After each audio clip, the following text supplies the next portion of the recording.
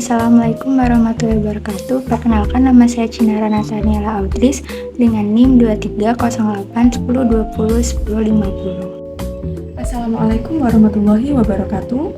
Perkenalkan, nama saya Novita Alera Madayati dengan NIM 230810201113 dari kelompok 3 akan menjelaskan materi mengenai Sustainable Business Environment atau biasa disebut dengan bisnis lingkungan berkelanjutan. Nah, ada beberapa hal yang nantinya akan saya jelaskan pada materi ini. Yang pertama, yaitu pengertian bisnis berkelanjutan. Yang kedua, faktor yang harus diperhatikan saat menerapkan prinsip bisnis. Yang ketiga, pengaruh modal sosial. Yang keempat, pengaruh inovasi lingkungan hijau. Yang kelima, inovasi model bisnis berkelanjutan. Dan selanjutnya kesimpulan. Pengertian bisnis berkelanjutan. Bisnis berkelanjutan merupakan sebuah bisnis yang mampu memberikan manfaat jangka pendek maupun jangka panjang. Sebuah bisnis dikatakan berkelanjutan apabila bisnis tersebut dapat mencapai tujuannya, dapat memberikan nilai dalam jangka waktu yang panjang, dan berkembang secara konsisten. Dalam sebuah bisnis, Sustainable Business Environment juga harus mampu mengimplementasikan atau menerapkan nilai ekonomi, sosial, dan lingkungan ke dalam strategi bisnisnya. Setidaknya ada 3 hal yang menjadi acuan, yaitu pertama profit keuntungan, people masyarakat, dan planet lingkungan. Pertama, profit atau keuntungan. Sebuah perusahaan pasti memiliki tujuan utama, yaitu mendapatkan keuntungan. Untuk mencapai tujuan tersebut, perusahaan bisa melakukan usaha seperti meningkatkan produktivitas dan efisiensi biaya.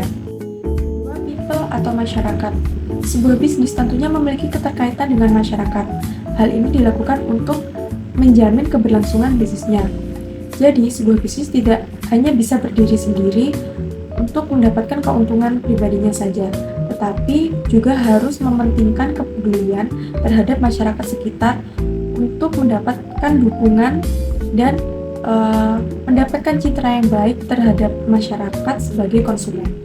Selanjutnya, planet atau lingkungan. Lingkungan tentunya memiliki keterikatan dengan berlangsungnya aktivitas manusia, termasuk dalam menjalankan roda bisnis. Di sini, perusahaan harus mampu menciptakan inovasi yang selaras dengan alam dan dapat meminimalkan terjadinya dampak negatif terhadap alam seperti perubahan iklim, terjadinya kebakaran lahan, dan lain-lain.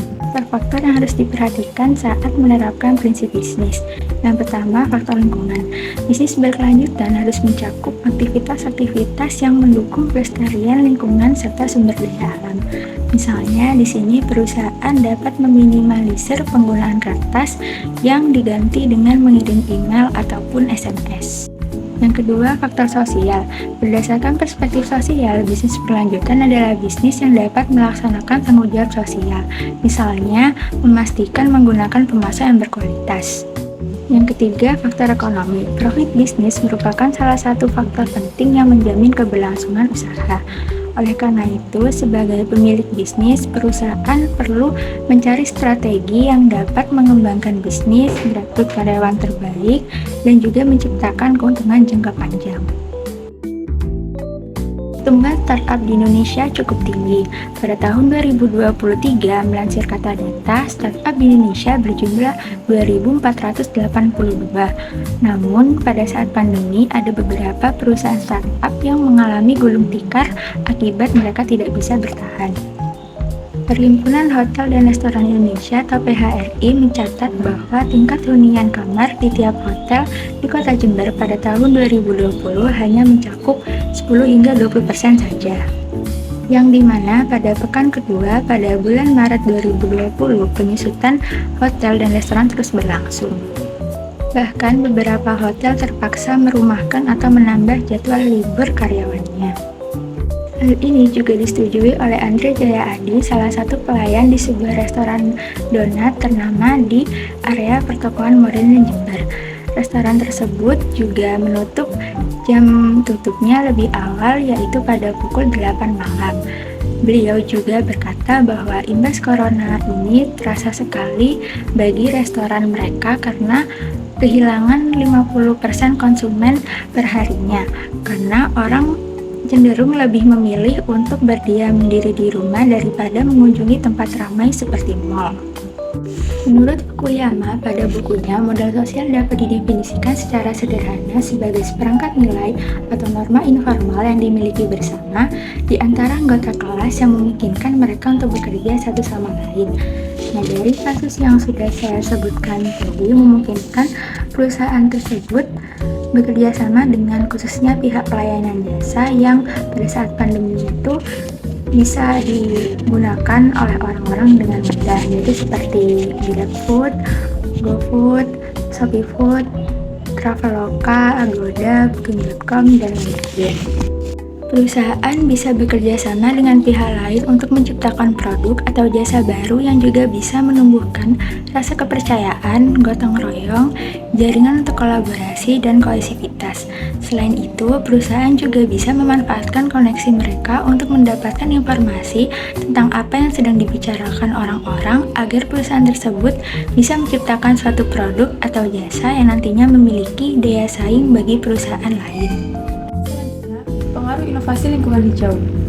Inovasi lingkungan hijau atau inovasi ramah lingkungan merupakan upaya perusahaan untuk melestarikan lingkungan dan mencapai tujuannya, yaitu mendapatkan keuntungan dengan berinovasi terhadap lingkungan. Nah, tujuan dari inovasi ramah lingkungan ini untuk meminimalisir dampak negatif dari bisnis lingkungan tersebut. Contoh bisnis inovasi lingkungan hijau yaitu bangunan hijau, kendaraan listrik, dan desilasi tenaga surya. Selanjutnya, inovasi model bisnis berkelanjutan. Inovasi model bisnis berkelanjutan ini berkaitan dengan 3 hal. Yang pertama, teknologi.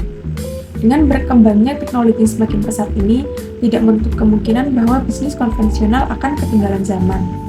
Nah, untuk meminimalisir hal ini, bisnis konvensional harus mampu beradaptasi, yaitu dengan menciptakan dan berinovasi secara berkembang agar dapat bersaing dengan perusahaan modern lainnya. Selanjutnya, inovasi model bisnis berkelanjutan berkaitan dengan pola kerja atau gaya hidup. Pola kerja atau gaya hidup juga mempengaruhi bisnis berkelanjutan ini. Salah satu contohnya ketika kita belanja di Indomaret, kita biasanya diberi tas yang ramah lingkungan. Itu tujuannya untuk meminimalkan atau meminimalisir dampak negatif terhadap lingkungan. Yang terakhir yaitu keberlanjutan. Di sini saya mengambil contoh dari perusahaan minuman Karma Drinks yang ada di Selandia Baru. Jadi bahan-bahan dari produk ini yaitu bahan-bahan yang baik untuk tanah dan baik untuk menanamnya, dan nantinya 1% pendapatan dari perusahaan tersebut akan disumbangkan kepada petani kacang yang nantinya untuk mendukung ekonomi dan sosial masyarakat tersebut. Jadi pada bisnis berkelanjutan ini mampu berkaitan dengan baik untuk lingkungan, baik untuk masyarakat, dan juga menguntungkan bagi perusahaan. Kesimpulannya yaitu semua umat manusia bergantung pada lingkungan alam untuk dapat bertahan hidup. Namun pada kenyataannya bisnis sekarang banyak memicu masalah-masalah lingkungan karena kurangnya tanggung jawab, kurangnya kesadaran akan keberlanjutan bisnis dan lingkungan di masa yang akan datang. Untuk karena itu, pengelolaan keberlanjutan lingkungan perlu menjadi perhatian utama agar dapat menghasilkan efek positif jangka panjang bagi manusia dan lingkungan.